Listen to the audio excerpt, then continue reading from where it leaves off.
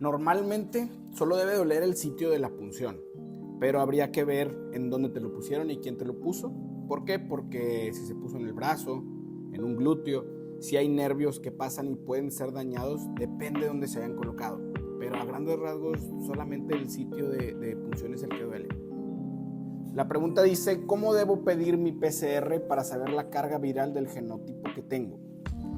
Esto va a depender del laboratorio que hace o que analiza el estudio. Básicamente vamos a tener 3 tipos de pruebas, en la cual una nos va a decir nada más si es positivo o negativo para virus de alto riesgo como 16 y 18. Hay otra que va a ser de 28 genotipos solamente y hay otra que es de 35. Y varía esto un poquito, así son las que utilizo yo en el consultorio. Básicamente, la de alto riesgo, solamente que nos diga si es 16 y 18 o no, muchas veces queda corto, porque las pacientes con un diagnóstico de un Papá Nicolau alterado sí nos da la información de que no es 16 y 18, que eso es realmente lo que queremos saber, pero se quedan un poco inquietas en el sentido de quieren saber un poquito más. Casi siempre hacemos la prueba de 35 para saber los 35 genotipos más comunes tanto para desarrollo de cáncer como para aparición de verrugas. Hola, llevo 7 días desde mi conización y no tengo nada de sangrado. ¿Es normal? Sí, definitivamente es normal.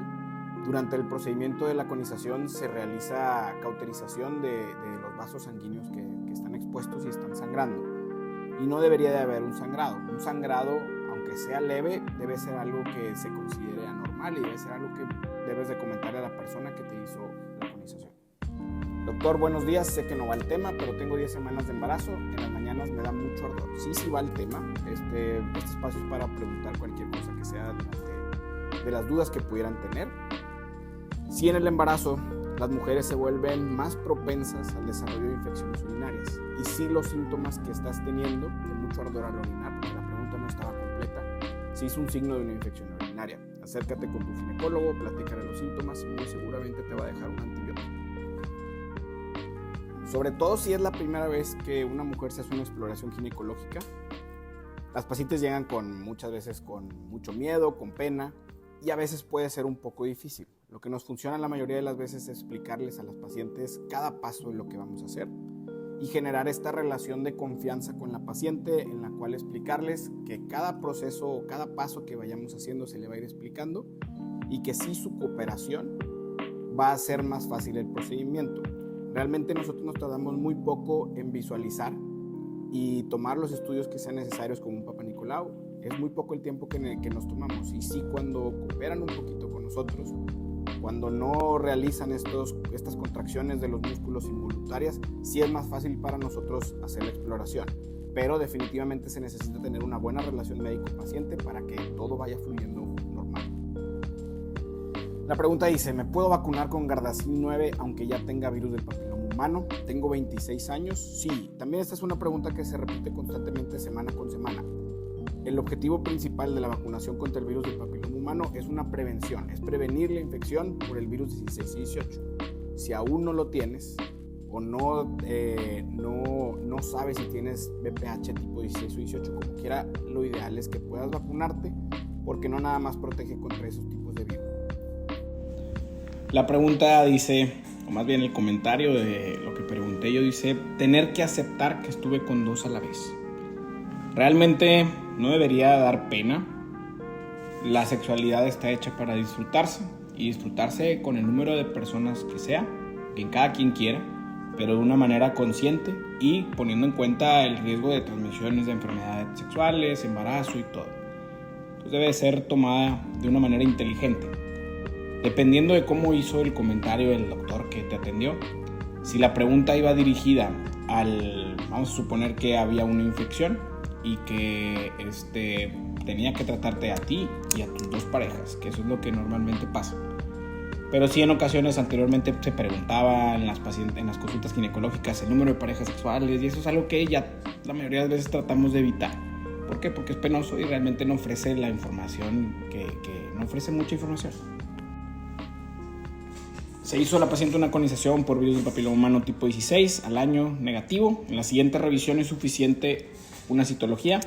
Sí, si ya en un año se hizo una revisión y salió, dependiendo qué incluye la lesión y sobre todo cuál fue el diagnóstico previo antes de la conización, quiero suponer que fue una lesión de alto grado. Si ya se revisó un año después, estaba todo negativo, puedes continuar con tus Papa Nicolaus anuales. Botox o tinte de cabello o uñas de gel durante el embarazo, ¿es seguro o cuándo no? En respecto a los tintes de cabellos, sí, la mayoría ya de los tintes no tienen sustancias que pudieran hacer daño. Aún así, el área del cuero cabelludo es un área muy pequeña para la absorción. La mayoría de las estéticas te van a decir que no, porque pues, es la manera en la que ellos se pueden lavar las manos, pero la verdad es que no hay ningún problema. Respecto a las uñas de gel, tampoco no hay ningún problema. Y respecto al Botox, el Botox sí entra en la categoría de que faltan más estudios para poder determinar si pudiera ser seguro o no en el embarazo. Entonces, la verdad es que tratamos de evitarlo. La verdad es que también este comentario está fuera de lugar.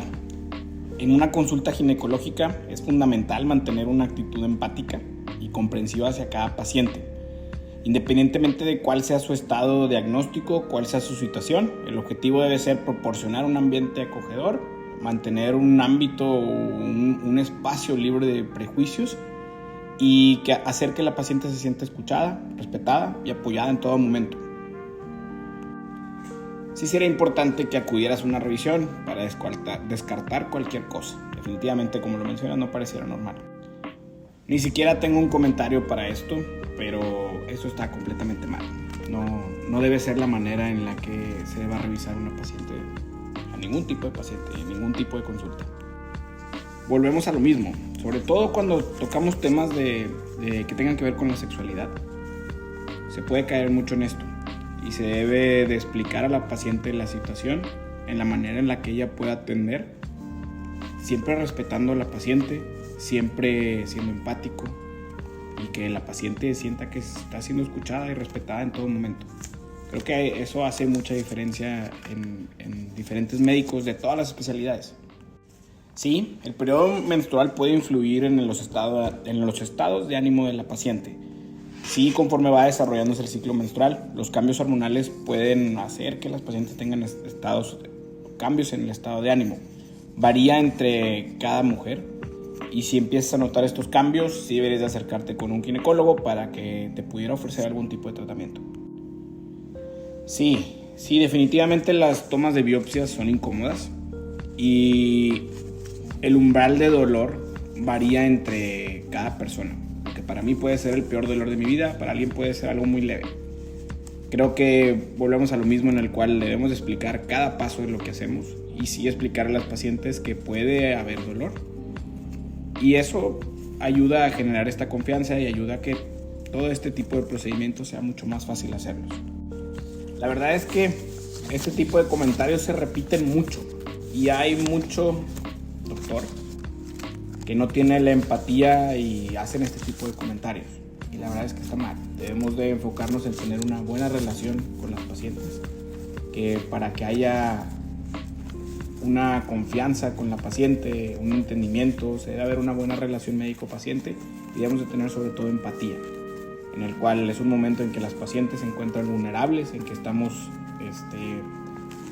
invadiendo su intimidad y que no es un procedimiento la mayoría de las veces en las que se sientan cómodas. Todavía hacer comentarios así para incomodar más y hacer más difícil el procedimiento, pues la verdad es que no tiene caso. Durante el parto, el proceso de empuje, la presión ejercida, las contracciones uterinas y toda esta presión que hay sobre el piso pélvico pueden tener como consecuencia el que haya una pérdida involuntaria de materia fecal. Si bien esto puede ser un momento muy incómodo y embarazoso, es un evento muy común y frecuente que nos sucede en los partos. La verdad es que estamos acostumbrados a esto y debemos de manejarlo con discreción y respeto hacia la paciente. Esto es algo que sucede más frecuente de lo que la gente cree y que en realidad ni siquiera ponemos atención a ese tipo de detalles, pero sí entiendo el por qué puede ser vergonzoso para una paciente. Aquí valdría la pena revisar bien cuándo fue tu fecha de última menstruación y cuándo creíste que iba a iniciar tu periodo. ¿Por qué? Porque la mayoría de las veces tienen malas cuentas, porque no concuerda con la etapa de la ovulación y que suceda la fecundación.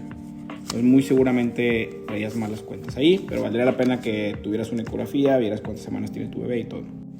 Como lo mencioné en una de las preguntas anteriores, empatía, comprensión y respeto es lo que debemos de ofrecer en cada consulta para que la paciente no se sienta así. Aquí el tema de la formación de los estudiantes es muy importante. ¿Por qué? Porque sí es importante durante la formación de cada persona como profesional, como doctor, que vayan adquiriendo habilidades prácticas y experiencia clínica con las pacientes. Nunca debe ser algo forzado.